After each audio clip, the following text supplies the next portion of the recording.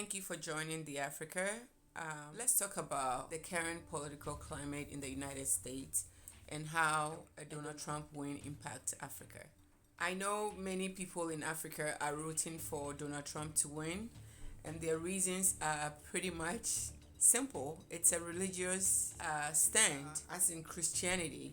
Most people, I'll speak for Ghana, but most Christian countries in Africa would want a Christian president or a president that has some kind of values that relates to what their Bible says. Abortion is wrong, that a man is supposed to marry a woman. And so these two things, main factors that is pushing the majority of African Christian nations to want a Donald Trump to. But us to look at some of the things that would impact Africa in general. So, a Donald Trump power will have several implications for African countries based on his previous presidency and political stance. While it is important to recognize that much of the specific impact would depend on the global and domestic context at the time when he comes into power. Here are some of the outcomes based on his past records. I want us to look at economic policy and trade relations.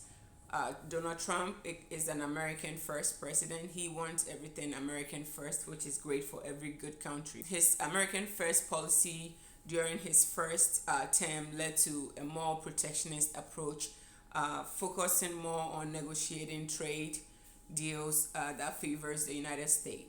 A lot of African countries might actually experience less favorable trade terms. Trump had a mixed record with Africa in this regard.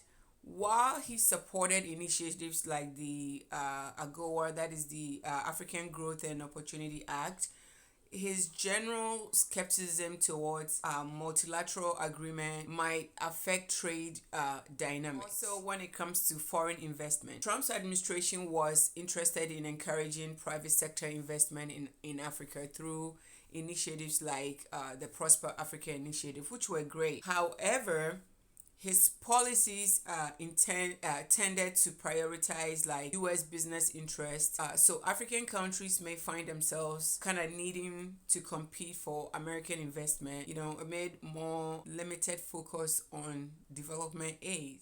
Trump's administration was known for attempting to reduce foreign aid budgets with some proposed cuts to like international programs. If this trend continues in a second term, African countries may face reductions in U.S. assistance, potentially affecting humanitarian, health, and development programs. Trump's foreign policy in Africa was criticized for being transactional and lacking a consistent long-term vision. African leaders may experience less diplomatic engagement, with U.S. foreign policy potentially becoming more focused on trade and security concerns rather than a broader diplomatic or developmental goals. Trump emphasized military partnerships and counterterrorism efforts in Africa, particularly in regions like the Sahel and Horns of Africa, where you have U.S. military bases and operations that are active. Under a second Trump administration, U.S. military involvement in Africa might continue, particularly if focused on countering extremist groups like Boko Haram, Al-Shabaab, and JNM, which is now very active in Burkina Faso. On the flip side, though, Trump's administration also considered in the past reducing U.S. military presence in certain African countries, such as withdrawing from regions where he saw limited U.S. interest. It comes back to American first ideology, and this could leave some countries more dependent on regional or other global powers like China or Russia for security support. Trump was critical of China's growing influence in Africa, especially its economic investments and infrastructure projects. A second Trump term might intensify effort to counter China's Belt and Road initiatives in a lot of the African countries. Though this could result in an increased push for African countries to align more closely with the US in exchange for favorable trade or security terms, which I would welcome. Skepticism of international institutions could actually affect Africa's engagement in multilateral forums such as the United Nations or African Union. US leadership might be less engaged in supporting African priorities through these platforms. Also think about human rights. Trump's approach to human rights, it was always proactive compared to previous administrations. In Africa,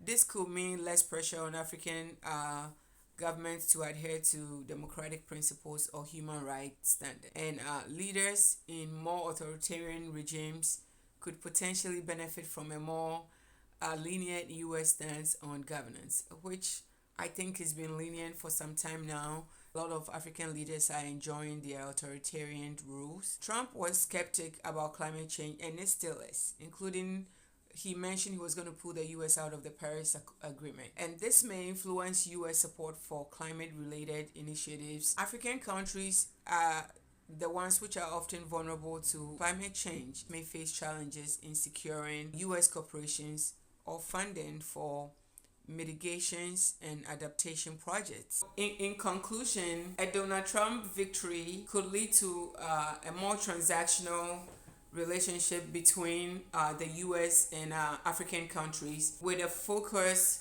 on trade, investment, security, and counterterrorism, which is all great. However, the reduction of foreign aid, his skepticism towards multilateralism, and a potential pivot away from long-term diplomatic management could present challenges for African nations. I am all for letting each sovereign nation take care of its own issues. That is why you're sovereign. I'm for all of that. And what would make me happy about Trump letting every nation be is to let our leaders have a little moment to think about the longevity of the countries that they have been put in power to serve. We should have an Africa that works. We should have African countries that are sustainable. African countries that are self-reliant. Each country in Africa must come to a place where our leaders put in policies that are sustainable, that serves future generations, create jobs, develop existing infrastructures, even if new ones are not being built. A country interested in the well-being of its people, that we don't wait to get World Bank loans before we pay our employees. Then why is the government in place? What are the resources in the country bringing to the government? I do understand the world is a global place and we are all connected in every way possible. But being connected does not mean we should rely on foreign governance for our sustenance. African leaders will come to know that if you are a sovereign state, you should be in full capacity of your economy. You should be in full capacity of your youth having jobs. You should take advantage of today's technological advancement and build something for your people. We always hear about Africa being a land that is blessed with so much, yet we see nothing that flows over to its citizens. Why is it so? And the blessing becoming a curse because whatever is a blessing is not translating into prosperity in the lives of its citizens. When we get to a place of total reliance on ourselves, we wouldn't care who comes to power in any country. What matters is Africans becoming one, the continent becoming one and working through our issues, our challenges, and bridging the gaps such that we can trade among ourselves easily. We should get to a place where we are self-reliant, self-sufficient, so that we don't get the West dictating how we live our lives, the West telling us how we should run our nation. Until we do that, we will continue to have no voice in the world. To run all of this up, whether it's a Donald Trump presidency or whoever, the focus of this discussion is for us to be self-sufficient as Africans, whichever country that is in Africa, to have leaders that work, to have systems in place that is self-absorbed so that we don't depend on other nations before we survive.